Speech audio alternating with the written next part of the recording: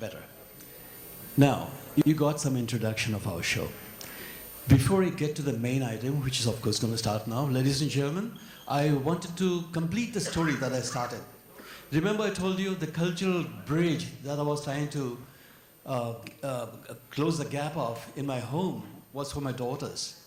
Now, as soon as those animation were shown or telecast, all other Indians who were living abroad just like me, they were immensely happy because they had the same problems. They wanted their children not to forget their roots.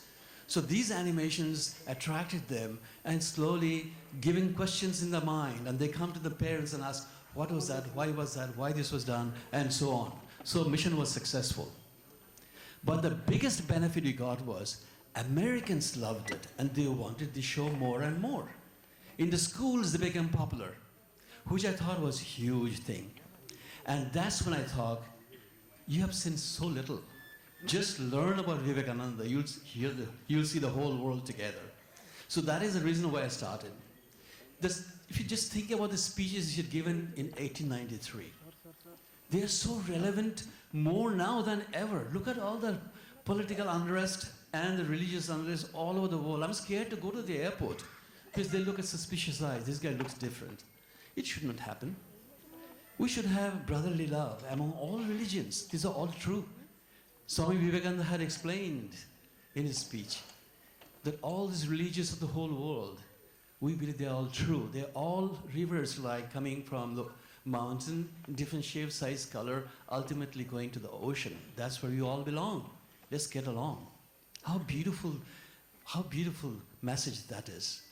So I promised to myself, in my little effort, the very little knowledge I have in laser and electrical engineering and my art history, I'll put something together and hopefully I'll make it good enough that I can take this in every corner of the world to show this.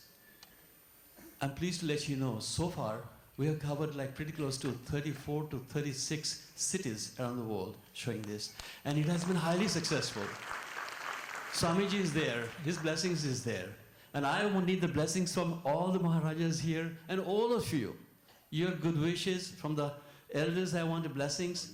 Give me the ability so I can take the show at every corner of the whole world and show what Swamiji was and how powerful he was and how much we need him even now. Anyway, with that as the background, ladies and gentlemen, please turn the lights off and we're going to start the show.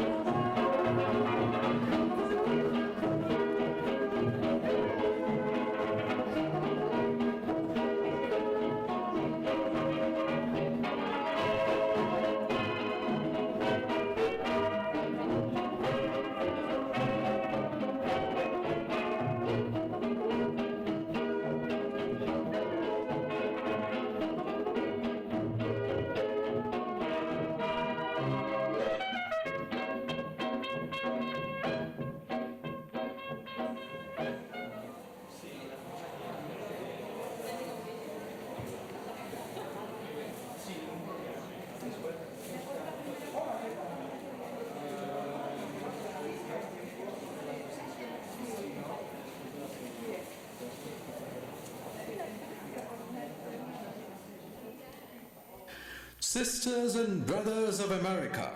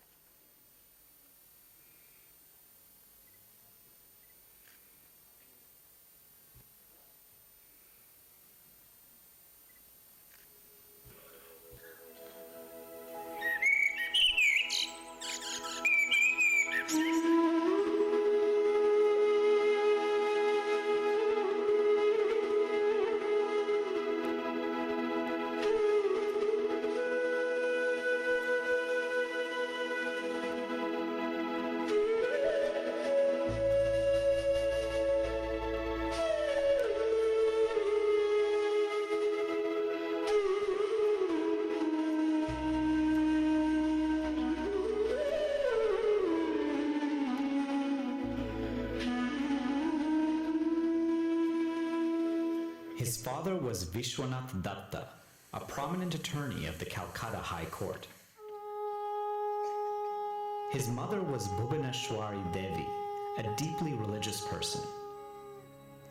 A pious devotee of Vireshwar Shiva of Varanasi, she prayed to him to bless her with a son.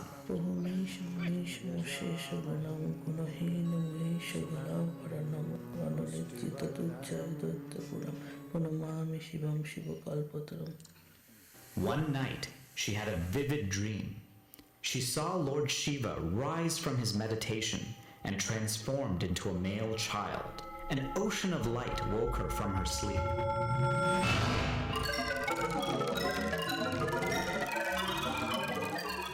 With shocked eyes, she wondered if this was a dream or reality.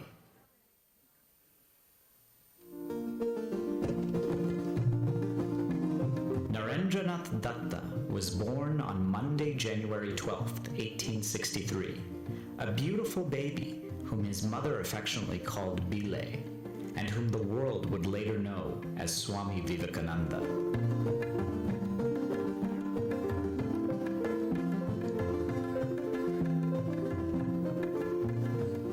As a young child, Narendra was mischievous, restless, and incredibly fearless, yet with a heart sympathetic to the poor.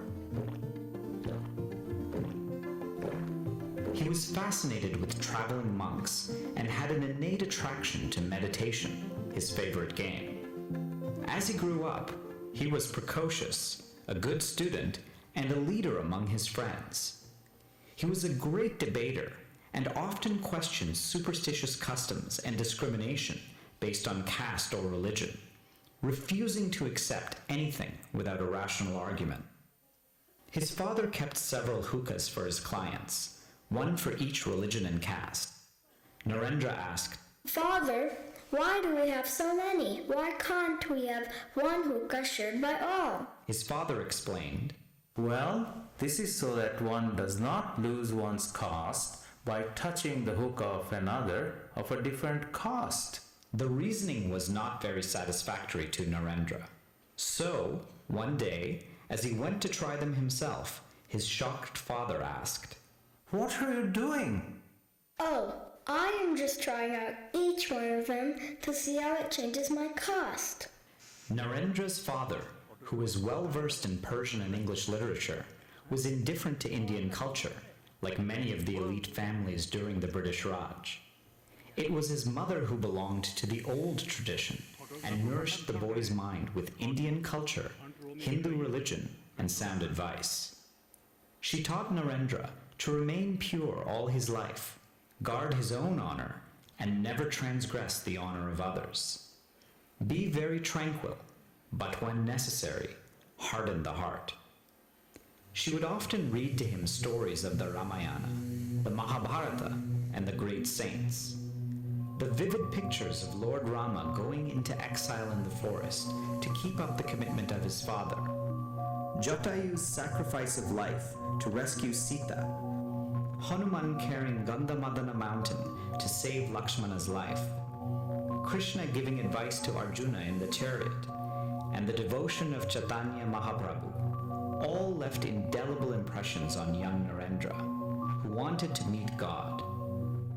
He often wondered if God and religion could be made a part of growing experiences and be deeply internalized. In his intense desire to know the divine truth, he asked many wise people, "Have you seen God?" For a while, his initial beliefs were shaped by Brahma Samaj concepts, which included belief in a formless God and deprecation of the worship of idols. But this did not satisfy him. He studied other religions by meeting with religious leaders and studying their philosophies, but remained unsatisfied. He needed someone who had seen God to be convinced, to explain to him the divine truth and set his mind in peace. Then, one day, in explaining the meaning of trance, he heard his college principal, William Hastie, talk about a spiritual master at Dakshineshwar Kali Temple. This changed his life forever. If you want to know the real meaning of trance, you should go to Ramakrishna Paramhansa of Dakshineshwar.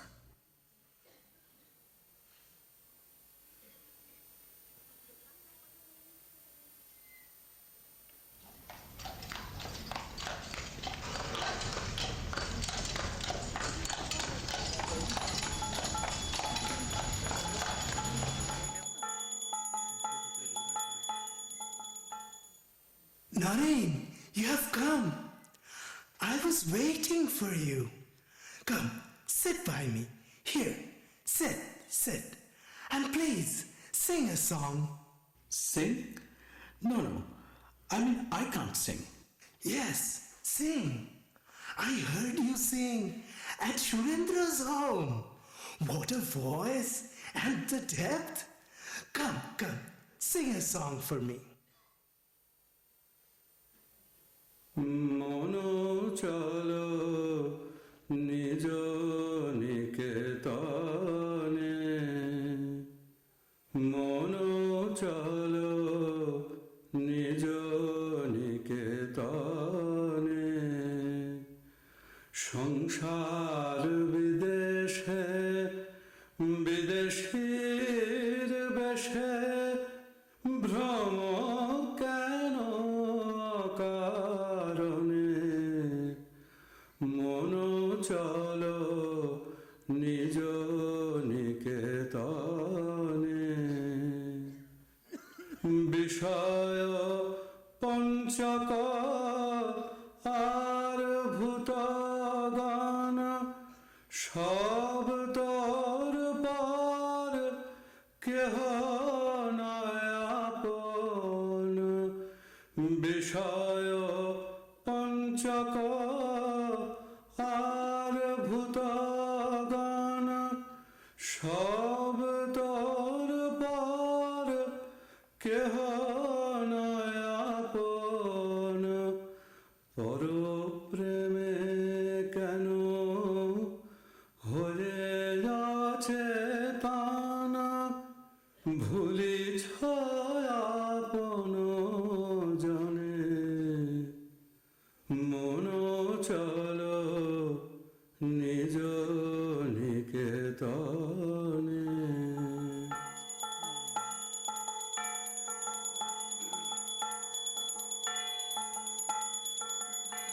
Why did you take such a long time to come and make me suffer like this?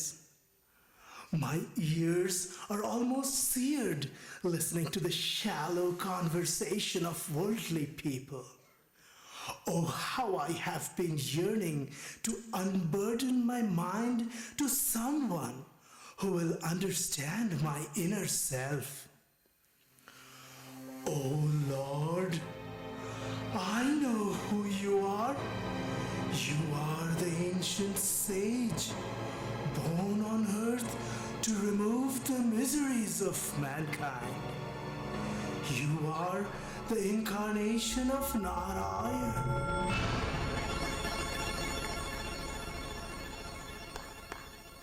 But Narendra was still not convinced. So he asked the inevitable question. Sir, have you seen God? Yes, I have seen God. I see him as I see you, only more clearly. Yes, God can be seen. One can talk to him. But who cares for God? People shed torrents of tears for their wives, children, wealth, and property. But who weeps for the vision of God? If one cries sincerely for God, one can surely see him. An impressed Narendra was pleased to find someone who had a straight answer and had the courage to say that he had seen God, and that religion was a reality, to be felt, to be sensed in an infinitely more intense way than people can sense the world. Ramakrishna could see in Narendra the spiritual power that would make him a messenger to spread the words of Vedanta to the world. Then one day, as Ramakrishna in deep ecstasy touched Narendra with his foot,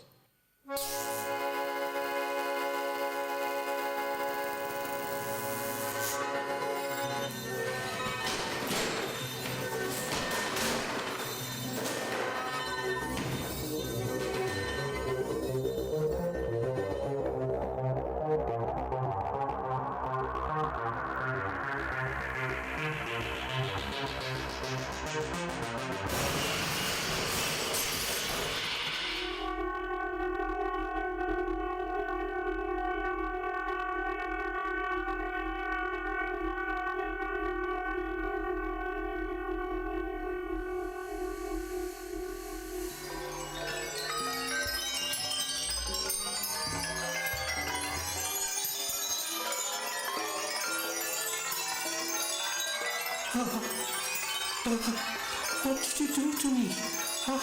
I have my parents at home. All right. That's enough for now. Everything will come in time. during the course of 5 years from 1881 to 1886, Ramakrishna answered all of Narendra's questions to his full satisfaction and trained him in